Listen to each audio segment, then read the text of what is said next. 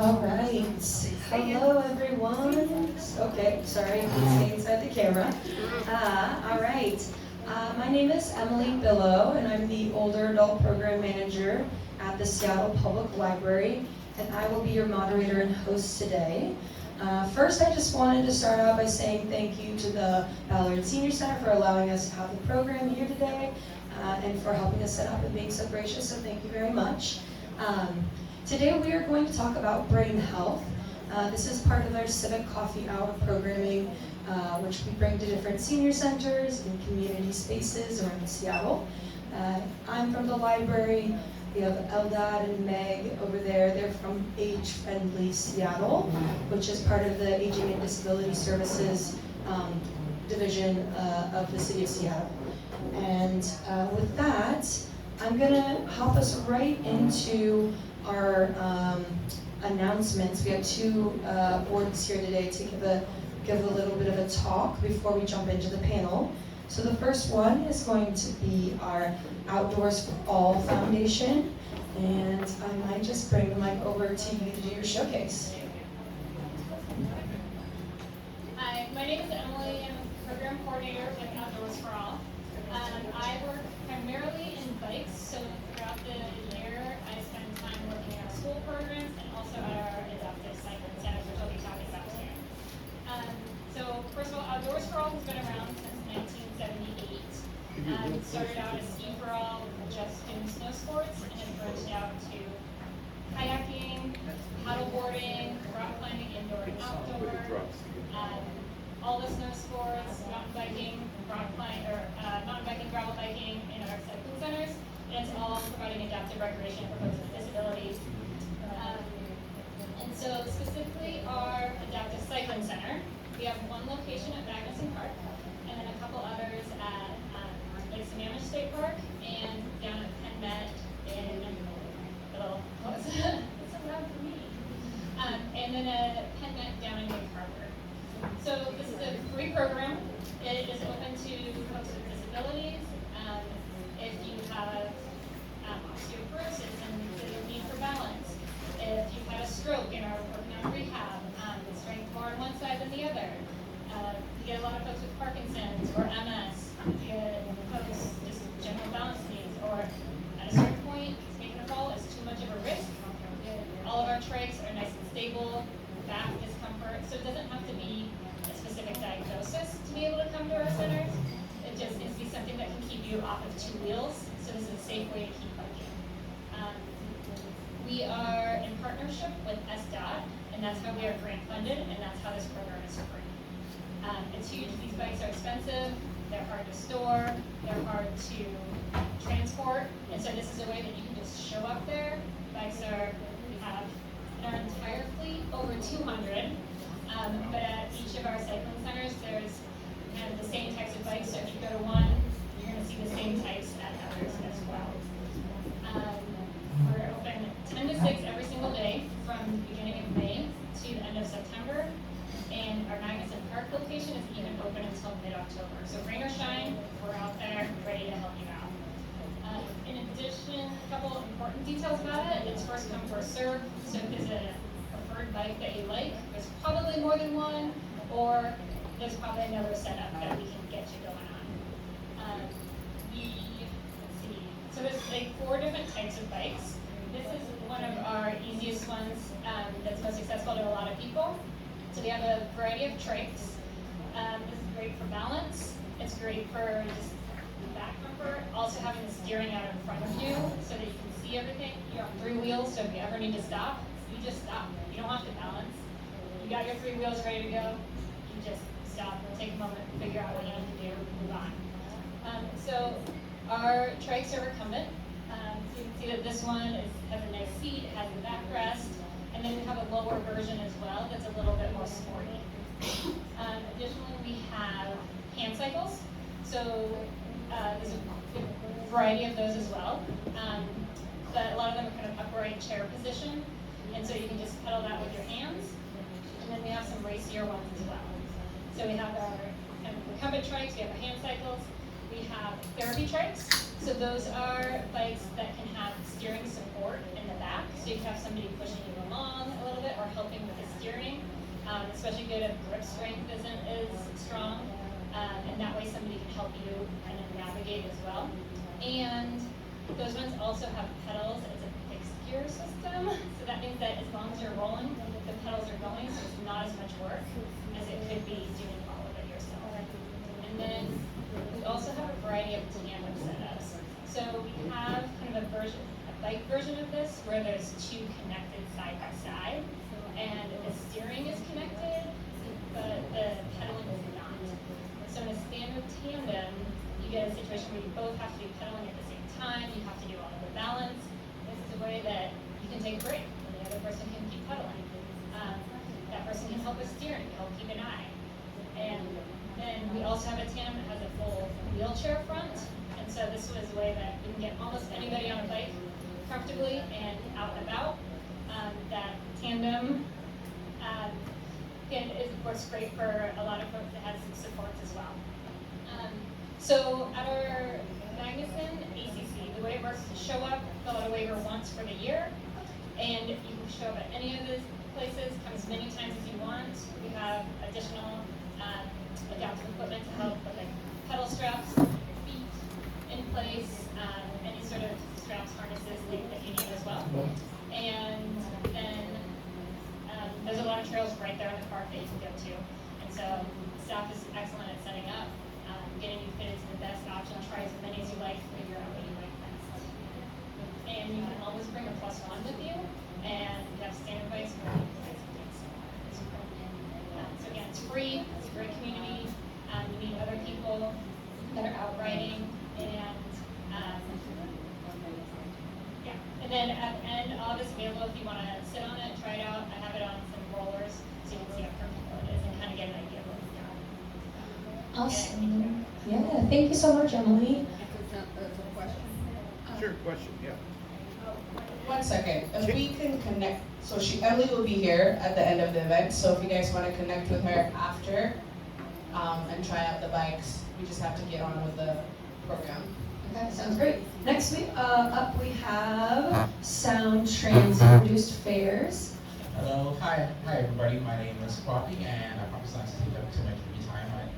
Ian for an amazing experience in this conversation. So, my name is Poppy, and I am one of Sound Transit's community engagement specialists with Validating Extension Project. So, I'll be here till the end of the event. If you have any questions, please do. But if you have any questions related to the Validating Extension Project, I'm more than happy to answer. But today I also brought information related to Orca Lift and the reduced fare program that Sound Transit partners with all the Orca organizations. So with the reduced ticket fares, it's for seniors, it's for people with disabilities, it's for youth, it's for so many different people within our community. So please feel free to grab one of these flyers. It tells you how to get one, and Orca Lift is free to those who qualify. And so please don't hesitate to grab a flyer, and I'll be here to do this also Ride With Us, which also just details other information on how to transfer from different modes and not at Sound Transit, Cape Metro. It also has accessibility info, so if it's priority seating, if it's accessibility related to service animals. Again, please do not hesitate to come ask me any questions. And again, thank you so much for having me, and I'll be right here. Thank you so much, Bobby. And like they both just mentioned, they will both be here at the end for any questions that you have. And they also brought some materials that you can take home with you as well. And wonderful. Well, for those of you that are just joining, welcome. We started just a little bit early to get announcements done, so you haven't missed any of the actual panel. So we can jump right into that. So today we are going to be talking about brain health. And I wanted to start the conversation by asking, how many in this room know someone with a neurodegenerative disease, potentially like Alzheimer's or dementia?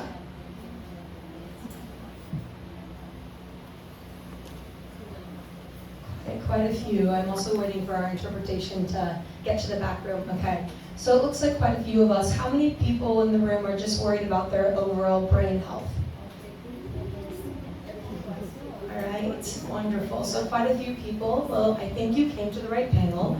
It's great just to kind of get a temperature check on the room. Today we are joined by two amazing panelists that I'm really glad have joined us. The first one, directly to my left, is Katie Zelter, and she's the program manager for Dementia Friends Washington at the University of Washington's Memory and Brain Wellness Center, and the project lead for the Memory Care Expansion Project in Washington. She's worked with people living with dementia and their caregivers and care partners in different capacities since 2013, and has a varied background in direct patient care, public health, and nonprofit work. Katie also currently serves on the Dementia Action Collaborative's Public Awareness and Community Readiness Subcommittee. And directly to her left, we have Jennifer Gillick, and she is the program director at the Northwest chapter of the American Parkinson's Disease Association. It's also known as APDA. And their mission is to provide the support, education, and research and community that helps everyone impacted by Parkinson's disease live life to the fullest. The dual mission of helping people live better today while also fighting for a better tomorrow is unique in the Northwest. Jen has been the program director for a decade, and she and her team are responsible for providing families with information, education, support, and referrals to local resources. All right, thank you both for joining us today. And we, just for our audience, we'll have some questions. We'll get a few of those answered, and then we'll also at the end have some time for some Q&A. So if you have some questions you'd like to ask, we can get those answered at the end. First question I have today is for Katie. And can you share what Dementia Friends Washington is and what the program aims to achieve across the state? Absolutely. Well, first, thank you so much for having us here today and for the nice introduction, Emily. So the Dementia Friends program is a global program. It started at the Alzheimer's Society in the United Kingdom. The objective is to help community members gain awareness about dementia.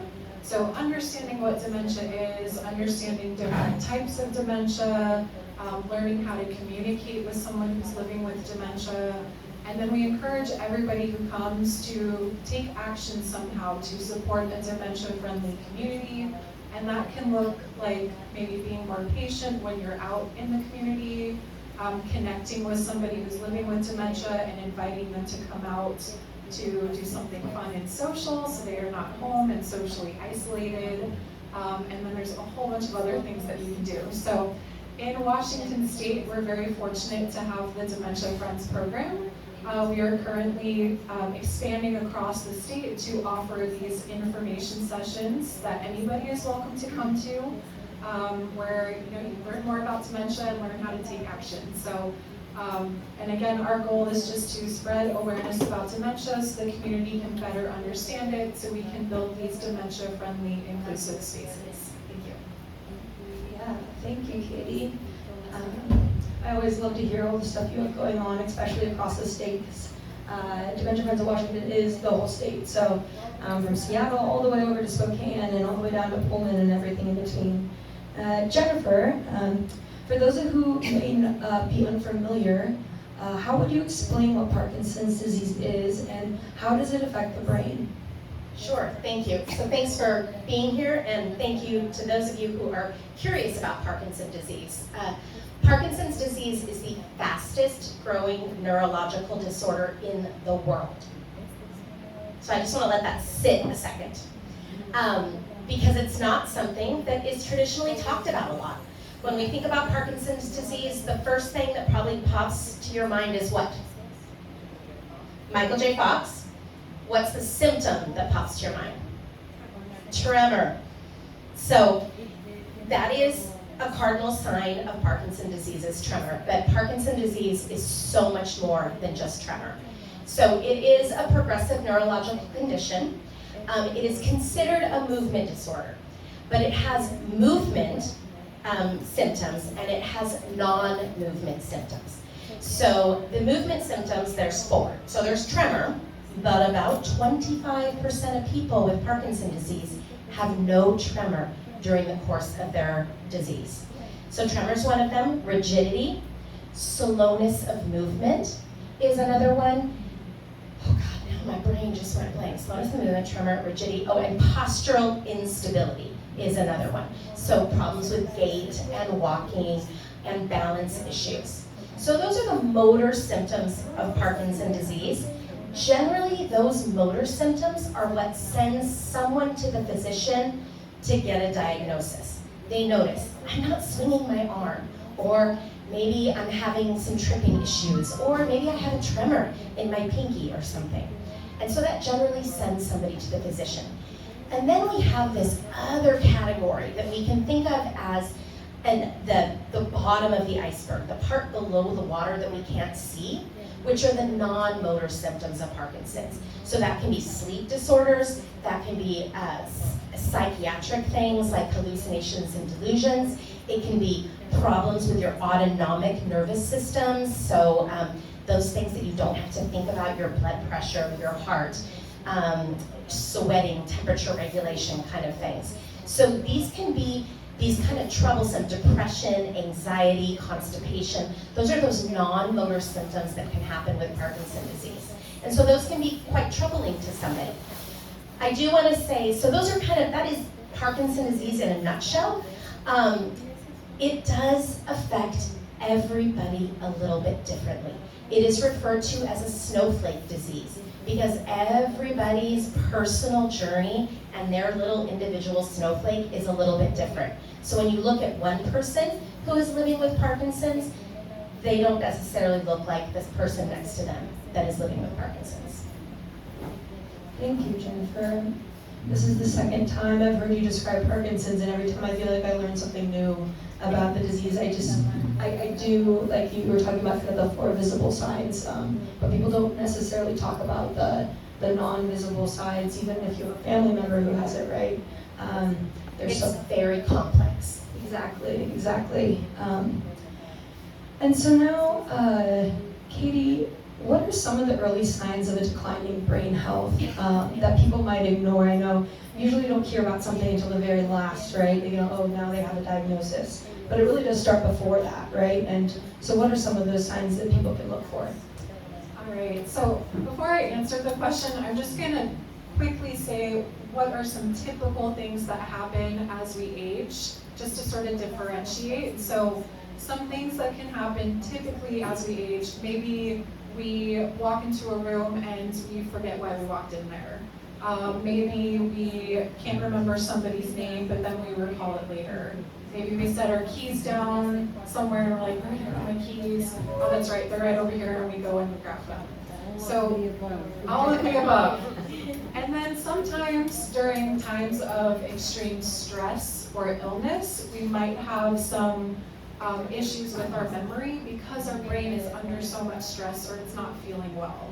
So if there's anything that's kind of going on that you're concerned about, it's always good to check in with a provider just to make sure that it's something, maybe it's something that can be reversible, maybe it's something like you're just under a lot of stress. So with that said, our brains are our control centers. They are responsible for everything going on in our bodies. And when people think about brain health, it may be a symptom that our brains aren't as healthy. Memory might be the first thing that someone looks towards as, okay, I'm not able to remember, maybe there's something going on with my brain, but our brains are responsible for our movements, our ability to sequence words together, or our gross motor skills, fine motor skills. Our brains are responsible for a lot of things. So, some early signs and symptoms are things to kind of look at that might be ignored, and I have a little list I'm just going to read. So, difficulty finding words, losing a train of thoughts, trouble planning meals, or maybe planning a trip to go somewhere, making mistakes with finances, difficulty following recipes, maybe you need more time to process what somebody has said to you, and then get a response back out. Repeating questions or stories, which actually can be very, very common for somebody who has dementia. Maybe there's a change in personality or a change in mood, maybe some sleep changes. So there's all different things that can kind of be maybe like little signs and symptoms of something going on. So when do you talk to a provider about this? When do you reach out and say, hey, I'm noticing something that's going on? Well, I'm not a provider, but I would say that if it's something that is causing some concern for you, maybe it's something that's lasted for a long time, maybe it's impacting your daily life somehow, the activities that you do every day, maybe volunteer work or other types of work. Maybe family and friends are saying, hey, we're noticing this, a little concerned right now. So there are little things that people can kind of, I don't want to say ignore, but like maybe overlook just because they overlap slightly with some of the typical signs of aging. But if it does start to impact daily life and it becomes something that's long-term and people are like, noticing this about you, you might want to check in with a provider. So yeah. Thank you. I think that it is so important that we do talk about kind of the normal signs. Yeah, if you guys are exiting, please grab some food. We have lots in the back. I know that there's the CMAR group needed to leave a little bit early. Okay. Yeah, I think it's important that we do talk about the normal signs of aging, and as well as maybe the not so typical signs. And along with that, I do think that we have folks here that are more worried about kind of what habits they can have now that are going to have an impact later down the road, or what can people think about now today. And I was wondering, Katie, do you have any other thoughts on that? What can people do today that might be helpful for their brain? Yeah, so there are things that you can do today. There are small things that you can do that can have a positive impact on your brain health.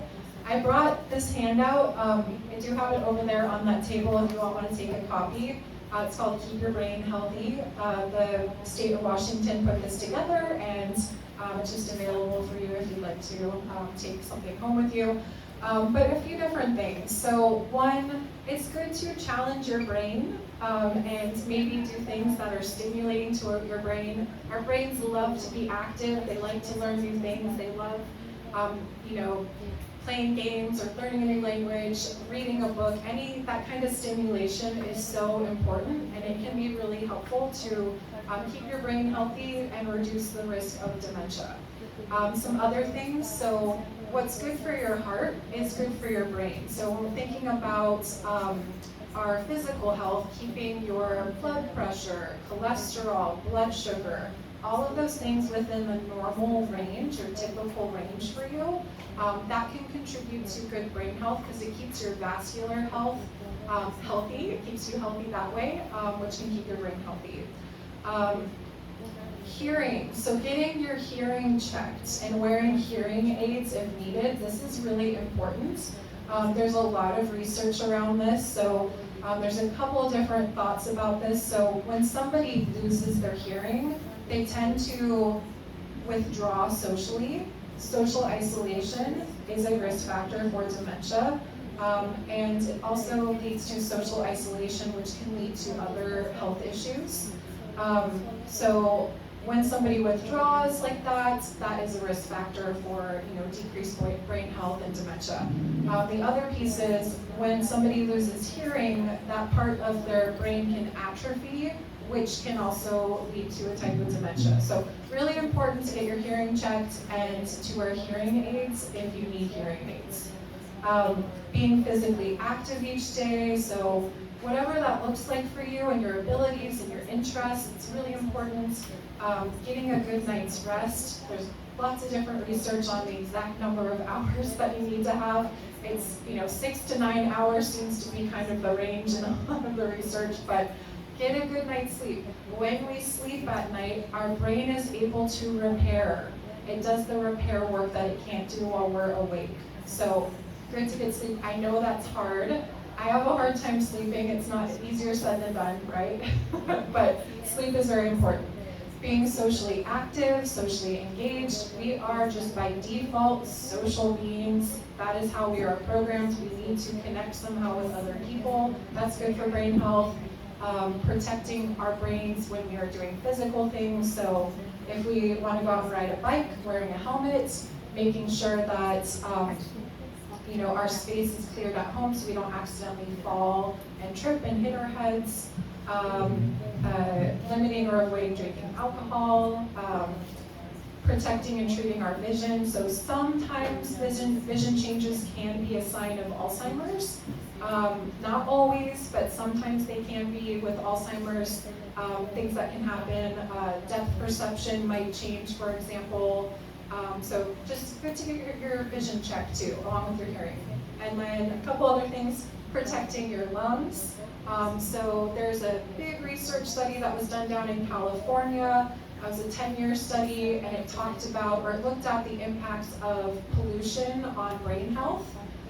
So that can impact brain health. So if we have a summer, again, with a lot of wildfire smoke, which that seems to be kind of becoming the norm, unfortunately, have some kind of mask when you go outside, so you're not breathing in that poor air quality. And then when you're at home, if you have an air purifier, it's good to run that. And then, let's see, if you smoke, if you're able to quit or reduce smoking, that's also very helpful. And two last things. So if you have depression, seek help for the depression. So depression is more than just feeling sad. It can actually impact the physical part of our brain. So you want to check in and get support for the depression. And then last thing, eat healthy meals and snacks. So again, a lot of great research around diets, but what we put in our body is very important. So some of the recommendations are, lean protein, leafy greens, berries, nuts, kind of along the Mediterranean diet. I see a plate of delicious fruit. Blueberries, yes. And yeah, so there's all different things that we could do, and I encourage you all to maybe do something today to support your brain health, like eating fruit. Thank you. I love that. I can get behind eating fruit every day. That's one thing, yeah, if it's anything. And just a reminder, this sheet is available over there, so everyone please take it home with you. I think it's great to have those all in a list just to think about, and maybe pick one small thing that you can do that does impact our brain health. And I think really just overall, I think most of that is pretty much just overall health as well. So I was sitting here nodding as Katie's talking about the brain health pieces, because dementia and Parkinson's disease, they're cousins. They're both neurological disorders. They're caused by different things. We won't get into the science behind that. But the things to keep your brain healthy just as you age, as you're living your life, are also the things that are preventative for Parkinson's disease. Are also things that are good for somebody who has a Parkinson's disease diagnosis. So all of those healthy brain pieces, and I would add into sort of protecting the air pollution, is avoiding pesticide usage, and that environmental pieces that are in there, because there's a lot of evidence towards the culpability of pesticides and why Parkinson's disease is growing so rapidly. Thanks for that reminder, Jennifer. I do think it's important to talk about the fact that it is good for overall health, it's good for Parkinson's, preventing potentially Parkinson's and also dementia. It's good for all of us to do all of the things. And so the next question we have for you, Jennifer, is what are some of the programs and services that you offer, and how do they support brain health? So we don't yet know how to take Parkinson's disease away. A lot of really, really smart people are working on that, but we don't know how to take it away. They don't 100% know what causes it. There's a lot of clues. I talked about pesticides, heavy metal exposure, brain injury, like Muhammad Ali had Parkinson's disease and he was repeatedly hit in the head. So we as an organization focus on research, which is prevention and slowing the progression, but we also very much focus on, you have Parkinson's disease, let's enable you to live your best life with Parkinson's disease. So there's a couple of key things that we do to support individuals and families who are impacted by Parkinson's. Education is huge. Parkinson's is complex. There's all these motor symptoms, there's these non-motor symptoms. You're different than you. So knowing what is the best thing for you, and Parkinson's changes over time. So someone who is engaged in learning about Parkinson's disease is gonna live better with Parkinson's. So we have a number of ways that people learn. We have a ton of educational materials, including ones translated. All of our materials are translated into Spanish and simplified Chinese, and we're working on other languages because learning about your condition is really important. So we have written things, we do webinars, we do in-person educational programming. We go out in the community and we talk about Parkinson's disease, educating people about what it is and lifestyle choices that can help you live your best life with Parkinson's as well as help prevent Parkinson's. So education is big. Connections to other people are huge. Part of brain health is staying socially connected. So that could look like a support group. It could look like an art class that we're doing. It could look like a music class. It could look like an exercise program. So exercise is sort of that third key there. Is exercise is the only evidence-based treatment in Parkinson's disease that slows the progression of Parkinson's. So getting exercise, moving every day. So we have dance for Parkinson's classes, we have yoga for Parkinson's, there's boxing for Parkinson's, there's rock climbing for Parkinson's, there's cycling classes that are really focused on what are the tools that you can keep moving with Parkinson's, and then there's socialization on top of those classes.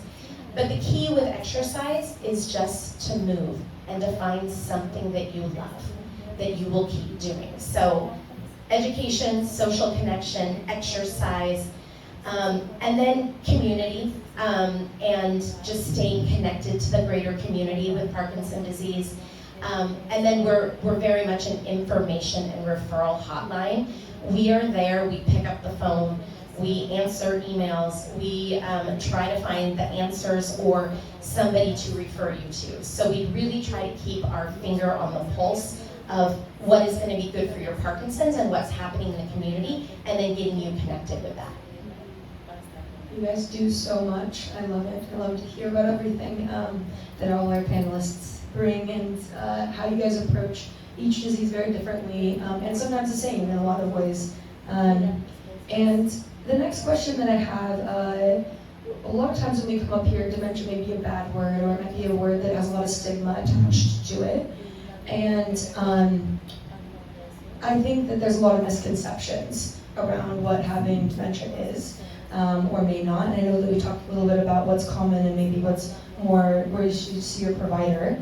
But what are some of those misconceptions or fears that people might have about the disease? And how does your team help to address them? All right, so one of the most common misconceptions about dementia is that it is a normal, typical part of aging. That it's just what will naturally happen as we age. And that's not true. Dementia is not a typical part of our aging process. So it is more common among people who are 65 and older, and it does affect sometimes people who are younger than 65. But it is not the natural progression of what happens to our bodies and brains.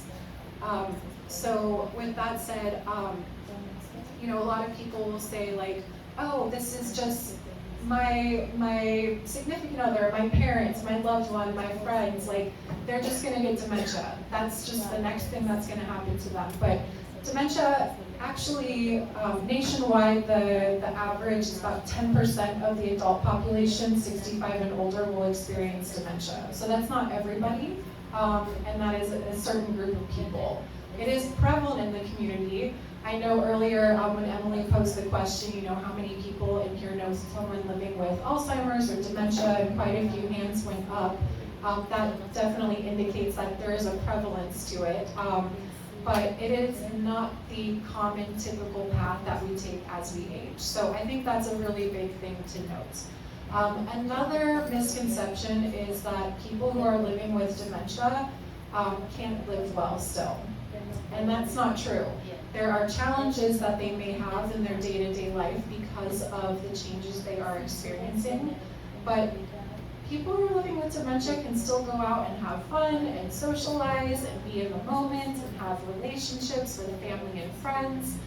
They can still be involved with volunteer work. There's all different kinds of things that can still happen.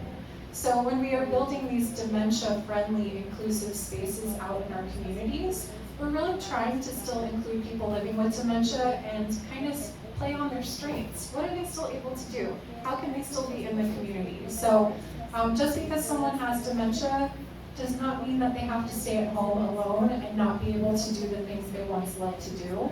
It might mean, though, that they need a little bit of extra support with things now. Maybe it's a simple thing that someone can help them with to sort of empower them to complete that activity still or complete that task.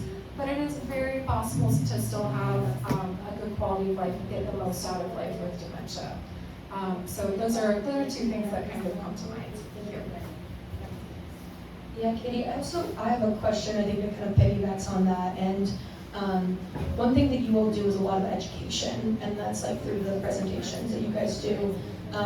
Would you mind kind of going over just like briefly what that kind of presentation would look like? And then like maybe a way that someone who doesn't have dementia, or maybe that does, can get involved with that process? Sure, yeah, thank you. So the Dementia Friends presentation, we go out into community settings, businesses, schools, pretty much any place that would like to receive information about dementia, and we offer these free 1-hour informational sessions. At these information sessions, we talk about what dementia is, the common types of dementia. So Alzheimer's is the most common type of dementia, and then there's some less common types. We talk about changes that happen to the brain, so not just with memory, but in planning and judgment and communication. We talk about how to communicate with someone who's living with dementia. We share 5 key messages to know. So 2 of those key messages I just shared about, dementia is not a normal part of aging. People with dementia can still live well. And then we talk a little bit about brain health and resources that are available. And then we encourage everybody to take action somehow to support a dementia-friendly community. So if you are interested in having a presentation, you can just let me know, reach out to me. We have volunteers who are trained to offer the presentations. I also love to do the presentations and come out and do them. So if you'd like to get involved either by having a presentation, and it could be here, it could be at a faith community, it could be with a group. Again, we will do the presentations for anybody who wants to learn a little bit more. You just reach out to me, and we could go from there. So, thank you. I also like to mention it because I feel like if you all are here for a brain health panel, you probably are pretty interested in it and maybe have been affected in some way. And so you can also become a champion, a dementia-friendly champion, and eventually teach the presentations yourself to your community, or maybe to your friends or your senior center. And I think that's a really great way of kind of going full circle on such an important topic. I will offer that we do something very similar called PD Essentials, which is very similar in nature. We talk about what is Parkinson's disease, how do you treat it, what happens when a loved one is diagnosed with Parkinson's disease? What are the resources available for you? So we kind of do the same thing because we want to spread the awareness about Parkinson's disease. And so that offer stands as well. I mean, we'll do it for businesses or organizations or faith communities or, that kind of thing. And we can cater it 30 minutes to an hour. An hour is probably the most comprehensive that we can get. But yeah, we're very cousins here. So. It really does feel like that. Yeah, thank you, Jennifer. I did not know about that program. It's always great We did talk about it. Yeah, it's always great to hear more about all the things that are going on. And then for the next question I have is, and you mentioned it a little bit, but I think you might want to go into it a little bit more, is what are some of the evidence-based lifestyle approaches that are shown to help maintain brain health? and also maybe like in the context of supporting people living with Parkinson's or just in general. Well, I talked about exercise. So the CDC recommends 150 minutes of exercise a week. That's just very baseline, 150 minutes of exercise a week. If you break that down, I can't do math, what's it, 20 minutes a day or something like that. So exercise and Parkinson's, exercise is, if they could write a prescription, if your physician could write a script for exercise, they would, because it is that critical. It is just as critical as medication. Well, medications help control the symptoms, so you can't really do exercise without having your symptoms a little bit under control, but exercise is just very, very critical. Having your heart rate get up a little bit, that is known to be very good. Working on flexibility, working on strength. There is this thing called dual tasking, that is this, we talked about doing new things, but it's challenging your cognition while you're exercising. So if you go to a Parkinson's specific exercise classes, they might have you doing some kind of activity while counting backwards from 30 by threes. So you're moving side to side and you're trying to do these things and you're counting 30, 27, you're going backwards. So you're challenging your brain, or you're trying to think of all the states that start with the letter K. Or you're doing this kind of dual tasking. So you're thinking and exercising at the same time. Cross-body type of activities, big movements are great for people with Parkinson's. Parkinson's disease, the symptoms of Parkinson's want to make people smaller. So they want to make movements smaller and slower. It can impact voice sometimes, so it wants to make your voice quieter. So, and it's part of the brain connection that is doing that. So someone has to do these things intentionally, train themselves intentionally to speak louder, to move bigger. And so that is just very good for your Parkinson's, is doing those kind of activities. So exercise, socialization, you talked about diet, talked about kind of this Mediterranean.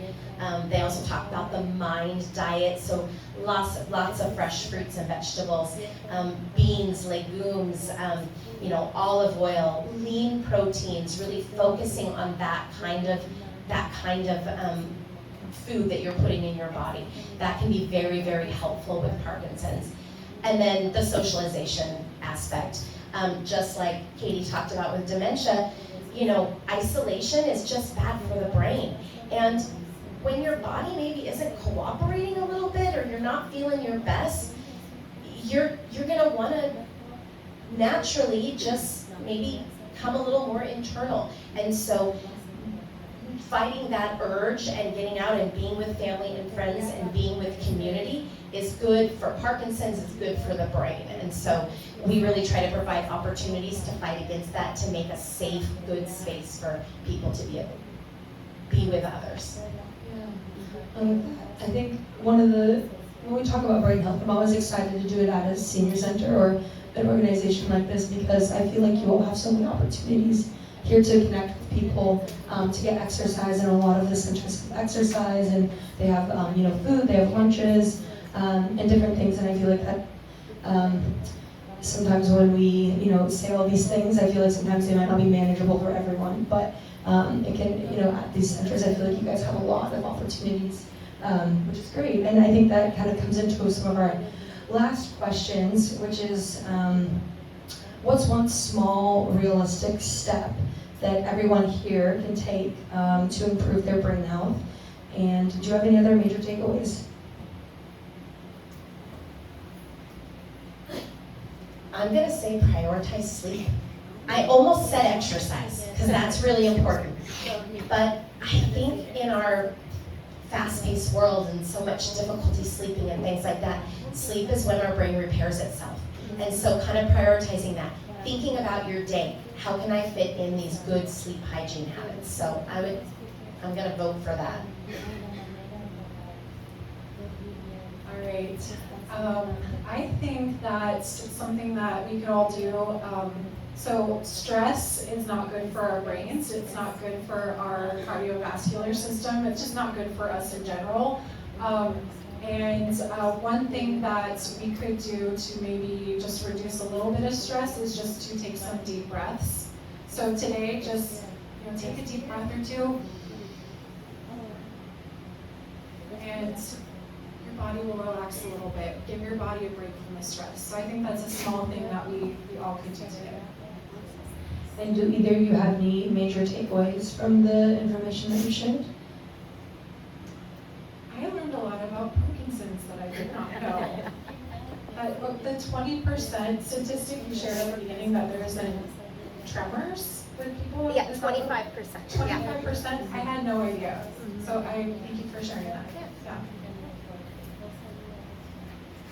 I think it just really impacted me to hear Katie talk about dementia and a healthy brain and these kind of lifestyle things. And it's so, I sometimes forget because I'm in the Parkinson's realm, that the things that we're talking about that are good for Parkinson's are so good for so many other things. And that overall brain health is something that concerns everybody. And so that just solidified for me a little bit more today. So, and that they're so closely related. Definitely. I would like to open it up out to you all. Does anyone have any questions? Yeah. I just wanted to say that you can have both at the same time. That it's not one or the other. You Yeah, can so have one brain disease at the time, which is not. Yeah, so best news. what was said here is that some people you don't necessarily have one or the other, that sometimes the two can go together. And that is true. Dementia can be a part of Parkinson's, and someone can get diagnosed with dementia and then later develop symptoms of Parkinson's. So that can happen. The question is Parkinson's terminal? So the short answer is no. So people pass away with Parkinson's. They're not passing away from Parkinson's. So there may be something with Parkinson's that caused that there was a symptom that maybe led towards death, which aspiration pneumonia is one. So if your swallowing is going slower, then you have more chance to aspirate your food, which then can go into your lungs and can create pneumonia, and that's a big deal. So that can be a symptom of Parkinson's that then can lead towards death. Same with falls, that falling can be a part of Parkinson's, and so somebody could get injured and that would lead to death. But they typically say that people with Parkinson's have a nearly normal lifespan. And correct me if I'm wrong, but I do believe that's very similar with dementia. Like, no one dies of dementia, but they do have the symptoms maybe of very similar things that you just said as well. I know when my grandma passed away, she had dementia, but she also passed away because of a UTI that became an infection, and then that's like kind of what took her. So I think that's very similar in both of those ways. Thank you for that question. Is there any other? Yeah, another one. Yeah. Or maybe we'll go to the right there. So my mother passed away from dementia because she got to swallow after eating. But it was the dementia that made her forget. So you can pass away from dementia even though the swallowing is the choking. Okay, so she was saying that your mother passed away from dementia, but she had some swallowing issues The that. dementia caused Yeah. the swallowing Yeah. issues and she choked to death. Yeah. So the dementia caused the issues that caused her to have the swallowing issues, and then she choked and then passed away from her. Yeah. So the ultimate thing that happened was that she choked and she passed away, but the dementia kind of led up to that. Yeah, I hear what you're saying. Yeah. Yeah, so dementia can cause so many changes in the body, changes in the brain. Swallowing is one of the things that can happen. And there can be swallowing issues, there can be speech issues, and it is neurodegenerative, so the brain is just kind of declining. So anything the brain is responsible for will be impacted by dementia, depending on where the dementia is in the brain. It could eventually impact somebody's ability to breathe. When you are in the advanced stages of dementia, people lose the ability to taste and to smell, which can really hinder their ability to want to eat because they can't smell the food anymore, they can't taste the food anymore. Why would I eat the food? It doesn't taste or smell good. There's no incentive to really eat it. So yes, dementia causes the things that might ultimately cause the person to pass. Thank you. Is dementia and Parkinson's related to other autoimmune diseases like muscular dystrophy, or sclerosis, or any like peripheral neuropathy? I think that there's a relationship there. There's a relationship there. Do you want to do? You can repeat the question. So I think the question, let me clarify, is you're asking, are like MS, peripheral neuropathy, other brain conditions, are they related to Parkinson's and Alzheimer's? Is that what you're asking? I'm asking with all the treatments you talked about, seems that they relate to other autoimmune diseases. So I don't know enough about those other conditions to answer that, but the general brain health guidelines probably are good, I would presume. I'm not a provider and I'm not an expert on all of brain health, but I would presume have a similar impact on other brain conditions. And I'll say, just like you can have Parkinson's and dementia together, you can have neuropathy with Parkinson's.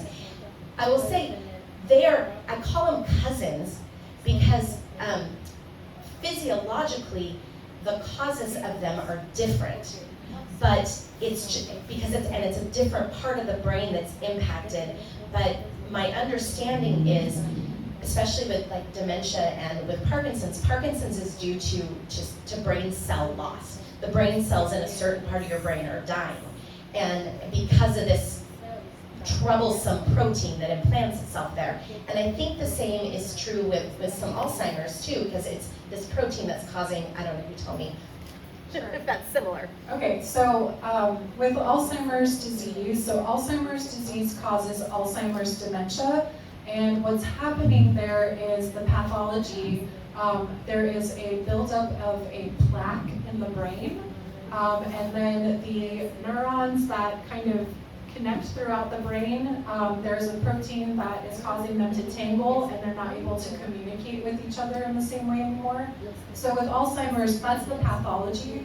To what Jen was saying, it's possible to have a comorbidity, which means there's more than one type of disease or condition happening in someone's body. My sister has multiple sclerosis, and the pathology for that is just different than Alzheimer's disease, but they are both diseases that affect the brain in some capacity, and with MS, the central nervous system. So and I don't know that necessarily one might cause the other, but they're just different pathologies and they can play on each other. With dementias, there's different types of dementia. So Alzheimer's is the most common type, so caused by plaques and tangles in the brain. But there are lifestyle and environmental factors that play on all of this that can kind of turn those genes on, because there's a genetic component to it also, like there are with other conditions that people have. So I don't know if that's answering your question, but there's just different things that can happen to the brain.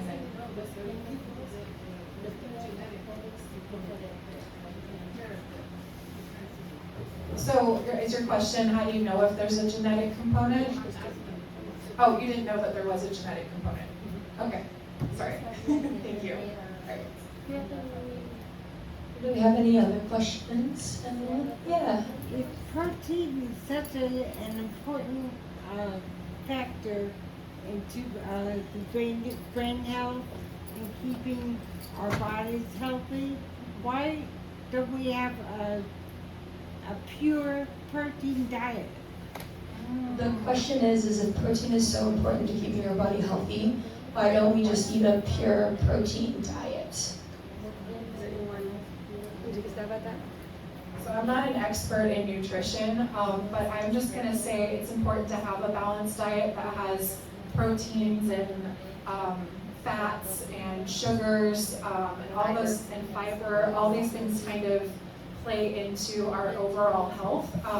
And then there's different types of proteins that are affecting the brain. So there's like very specific types of proteins, but protein is very important for repairing the body, especially after like a workout. It helps repair the muscles. If you've had surgery, it's good to eat protein afterwards. So, but like with anything, it's a moderation thing. So we don't want to overdo it with the protein, just because our body has so many other needs.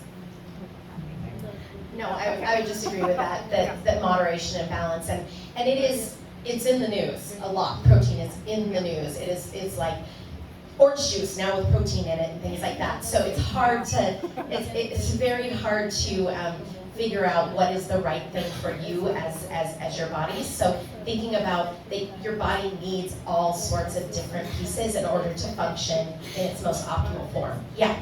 So the microbiome diet is a fairly healthy diet that has research behind it showing that variety, that huge plant and perhaps meat protein diet across the board is the best approach for the gut. But I don't know. Yeah, gut health and nutrition science is always evolving, right? And everybody's gut.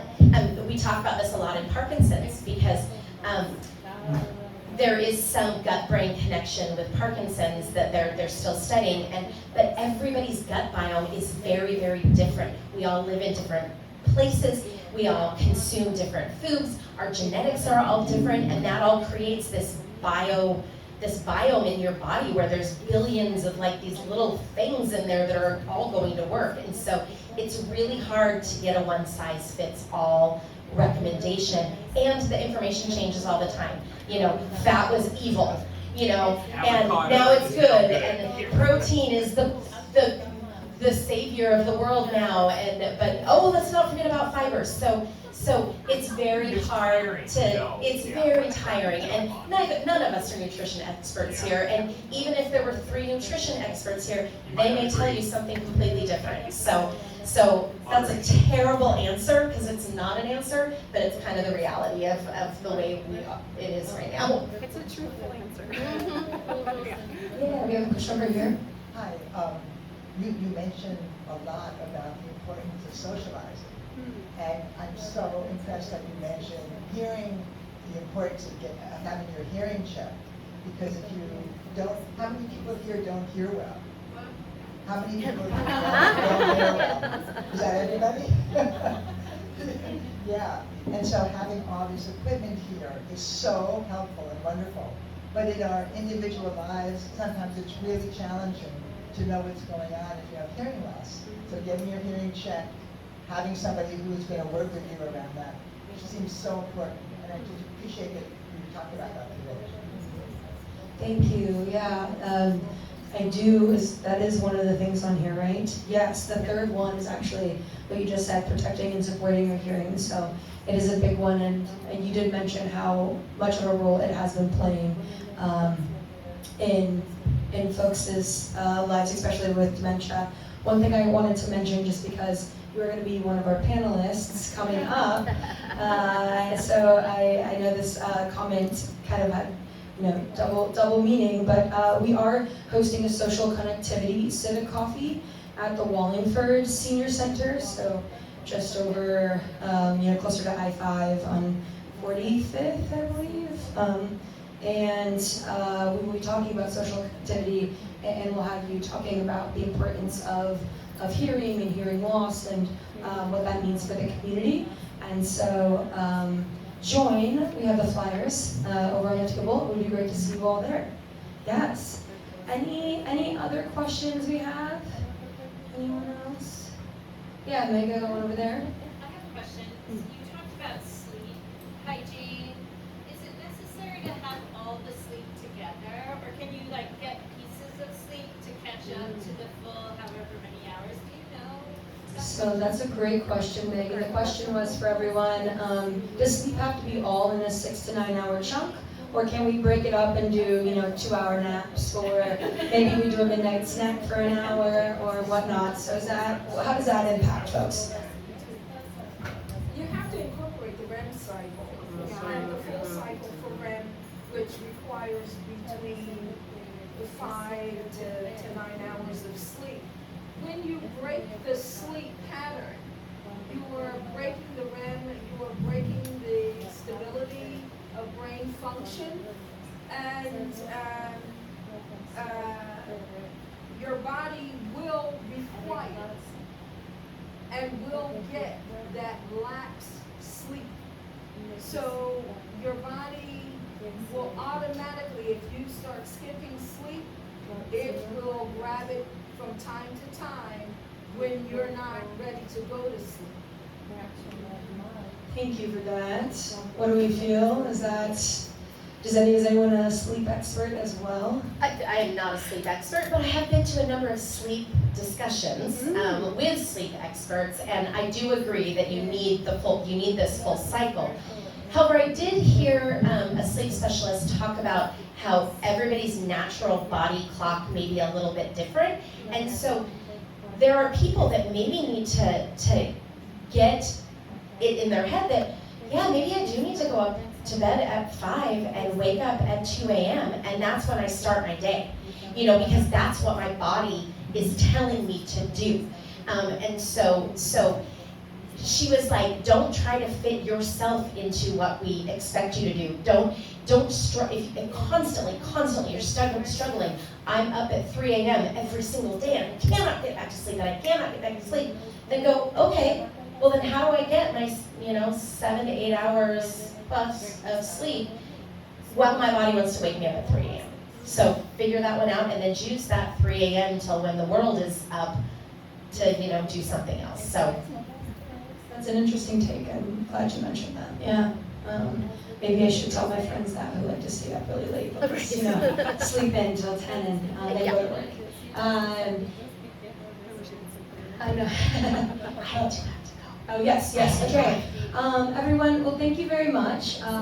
Jennifer does need to head out to another meeting, but Katie's going to be here for a few extra minutes. All the contact information is over there, and we can get you the information for both the organizations if you need it. Thank you all for attending. I know there's more snacks in the back. And yeah, please grab some fruit to take home. Thank you all for being here and being so engaged. And yeah, thank you again to the Ballard Senior Center. Thank you.